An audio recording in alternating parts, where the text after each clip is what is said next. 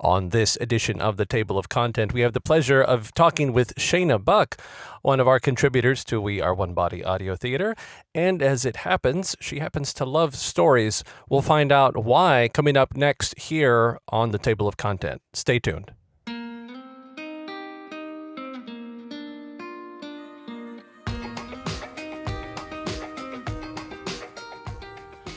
Welcome to this episode of the Table of Content. I am your host, Albert Sines, and we are happy to have joining us for this episode, Shana Buck. Shana, thanks so much for being with us. Well, I'm glad to join. So, Shana, let's just go ahead and jump right in. You are a contributor, a volunteer with We Are One Body Audio Theater. Can you elaborate a little bit more really on who you are as Shana in her daily life and how you've sort of come to where you are now? Well, my husband and I have been married for 33 years this year. We have 8 children. They're all between the ages of 30 and 15. 2 married daughters and I have a grandson. That's so exciting. I have a grandson. And I am a secular Franciscan. I professed in 1997. We're very active in our parish. I'm very active in my home. We homeschooled I homeschooled most of them until I had a stroke in 2012, and then I found that very difficult. So now the last 3 are in school, which is something that was always an option, but I didn't really want to have to do it. I cried when I realized I just couldn't homeschool anymore. But when you talk about stories, the homeschooling was probably one of the reasons that I just love the stories so much. Well, I started reading to each of the kids when they were babies because I've always loved to read.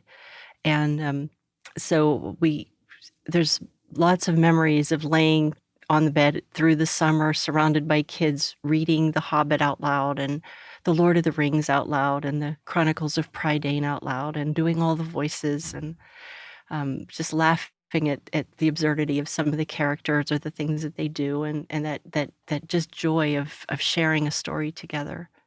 And after the stroke, I needed to do something.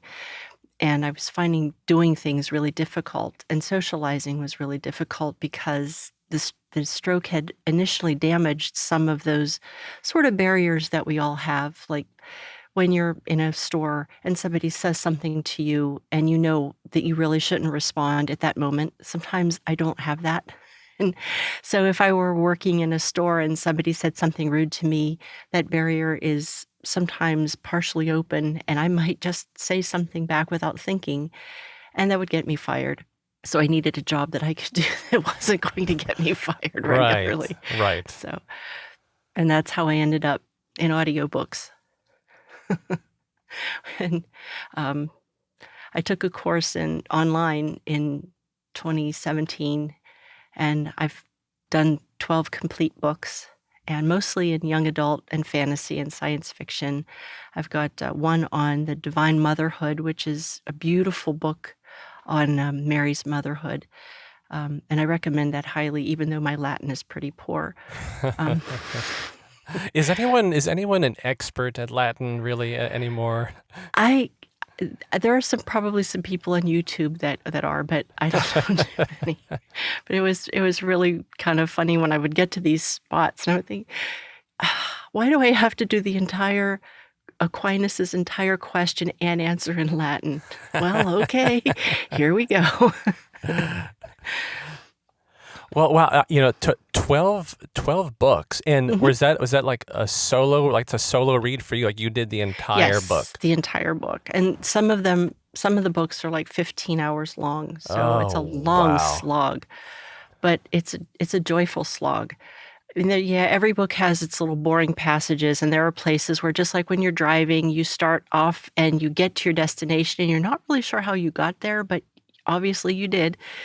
Sometimes, when you get to those places in books where it's, they're like the Two Towers and the Lord of the Rings, where you're just reading and it's a long slog of battle and you're just reading the words and you're not really processing them, you're just reading them. But most of the time it's just the love of telling stories. Oh, sure. And I can appreciate that. We've tried very much with our 3 young children to make reading enjoyable and to read stories always before bedtime.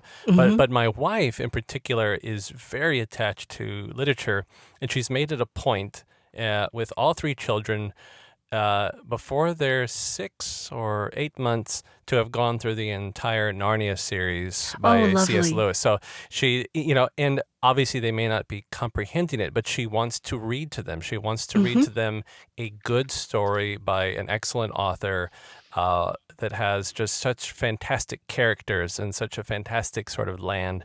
And that's been the goal. And so far, she's done that with all three of the children. And she'll keep that up, for whatever Hmm. God has in store for us. Oh, Um, wonderful. That's a beautiful way of instilling the joy of reading in your kids and giving them really, really good vocabulary and a sense of the drama and how to solve a serious situation. Sometimes you don't ever really think that fiction can help you out in a pinch, but as Chesterton said, it's that what fairy tales do is they don't teach you the dragons are real, but they teach you how they can be overcome. I love that quote. I know which one you're talking about, and I And I think know I'm getting it wrong, but no, that's okay. I would get it wrong too, but I know which one, and that's an excellent quote. mhm, So before we get into audio theater, I heard you mention that you said that you had a mild stroke when you mhm, were in your 50s, and yes, you've from where I stand, you seem to have overcome it quite well, but you've admitted that you kind of there's some things that you struggle and suffer with because of the stroke. But mhm. um, is is reading or stories or doing these audiobooks, is it been something for you that has helped you through the healing process? I think it has. Reading has always been a sort of an escape place. When I was a kid, if I wanted to escape things in my family, there was a tree in the front of our house that was on a hill, and if I climbed up high enough to where there was a little fork of 3 branches, I could sit there and read all afternoon and not have to worry about, um, family issues. We had a lot of them growing up. Hmm. So it was a good place to hide, and the reading sort of took me away from that, and so that's sort of my go-to place for escape. Some people, it's television, and some it's movies, and for me, it's always been books. And so when I needed to heal my brain, and I am so grateful to God for the grace of having gone through the ischemic stroke and didn't have the kind of damage that meant I couldn't read anymore. Um, so I just thought, well, if I can still read and I can tell stories, then maybe I can do audiobooks. And because that's the joy of storytelling, and I think it did help to heal things. Because first of all, I had to um, read not just each word, but to be able to read the whole thing so that it made sense to someone else. Because that's another thing you stumble with when your brain is healing. Sometimes what is making sense to you isn't making sense to everybody else. So it kind of made everything have to slow down and look at the whole and figure out what the whole is saying so that I could, you know, project it properly. And so muscle memory from reading all those children's stories for all those years um, was helpful. And then I had to learn how to do the audio, and that was a completely new thing. I had never done anything with audio or, where I had to sit down at a computer and learn a whole new skill set. And that was another healing thing because, you have to slow down and learn every little new part and write it all down. And that was frustrating having to write everything down because I would forget it so soon after learning it, I would forget what I was supposed to do, so I wrote everything down in order. I have a book on the floor just filled with pages and pages of notes of things I have to do to make sure everything is correct. Well, thank thank the Lord for giving you the gift of perseverance. I mean, to kind of continue through, because I can imagine only. I mean, I can only imagine what it must have been like for you to have to go through such sort of a learning curve, if you will. You're trying to heal, but you're trying to learn, and you have to slow everything down. You have to take notes just to get to the next point. Mhm. So thank you so much for just sort of persevering, because obviously the fruits have come through your perseverance. Well, I would like to say that it's probably because I'm half Italian and half Russian. Just, you, old-fashioned grandmothers. Somewhere It's in the back of my mind is one of my grandmother's voice kicking me in the pants to get moving, and the other one is, you know, laughing about it. So, so basically a mix of humor and strong will pushing you forward. yes. Right. Okay.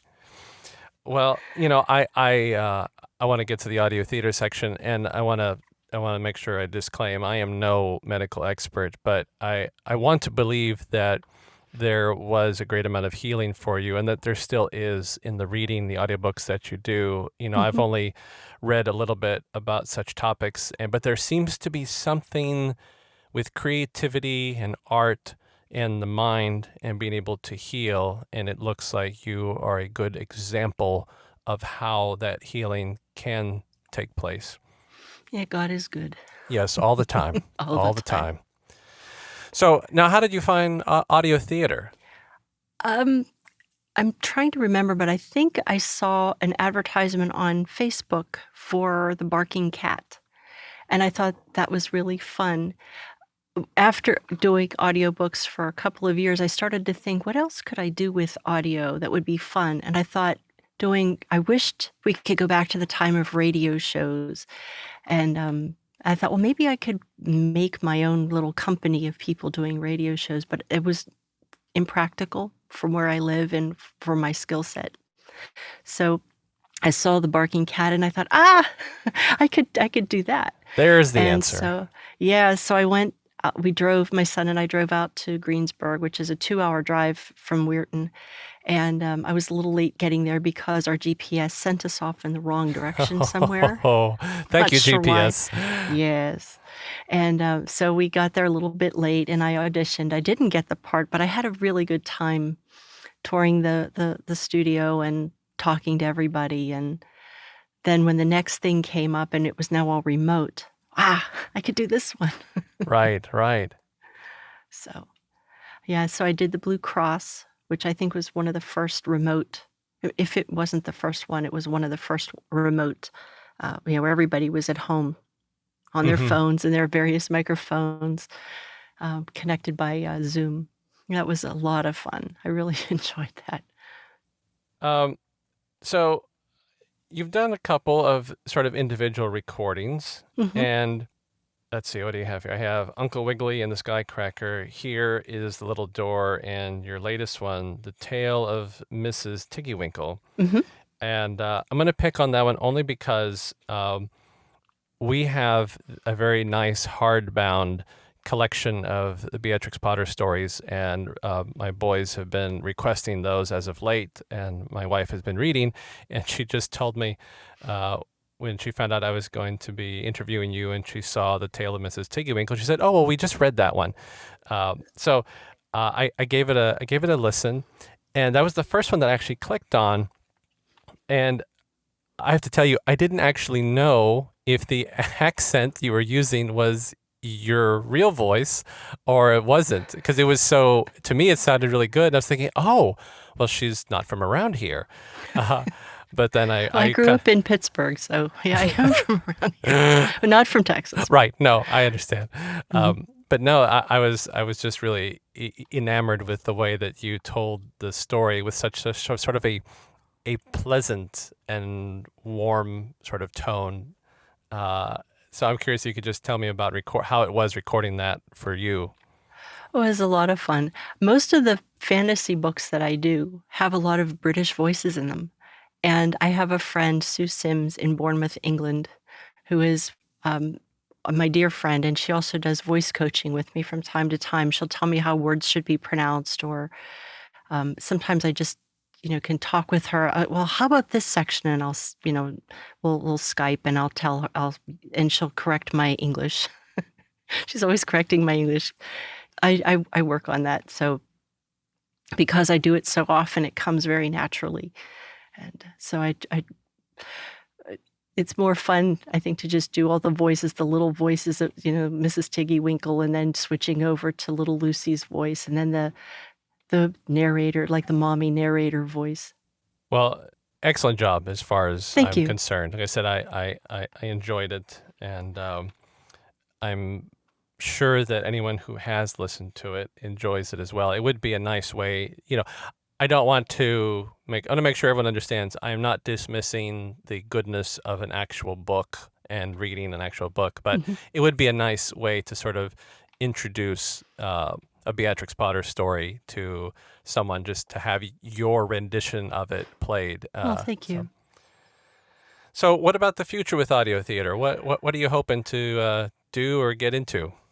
Well, I'm auditioning. I haven't done it yet, but I got the audition part for whatever the next thing is. I'm trying to remember what Smart it. City? Smart City, yeah. And so I was given 2 scripts to read, so I'll probably do that either tonight or tomorrow. I've been doing that tonight or tomorrow for a couple of days, and then it's been noisy in the house, and I just haven't done it. So I'm gonna try that. And then Gretelyn sent me a short story today and asked me if I would read it. And I have access to sound effects and music that I can use it in, with my recordings. So I'm excited because that's a new thing. I'm going to get to put sound effects in and music, and I think that'll be a lot of fun. As I know how to put music in, it's getting all the sound effects in the right place. It's going to be interesting, the production part. Oh, sure. No, but it is that's a very exciting part. I did sound effects work for a little bit with audio theater a couple years ago, and I enjoyed sort of bringing the story to life, because every little sound effect you put in adds one more layer of sort of realism to the story. I say realism in the midst of a fiction story, but I think you know what Right. I'm saying. I sure do. Yeah, so that's going to be fun. I will be excited to listen to that once that one comes out. Well, Shana, we're kind of coming to the end here, but I Okay. want to thank you for taking the time to share your story and share with the listeners kind of where you've come from and the great sort of progress that you've made since kind of going through your, we'll just call it, minor crisis Hmm. of health issues. So thanks for taking some time with us. Oh, it's been my pleasure. If you were gonna say kind of a mantra, something for someone else perhaps who is maybe struggling with their own sort of, they've had a crisis of health, what would you tell them to do?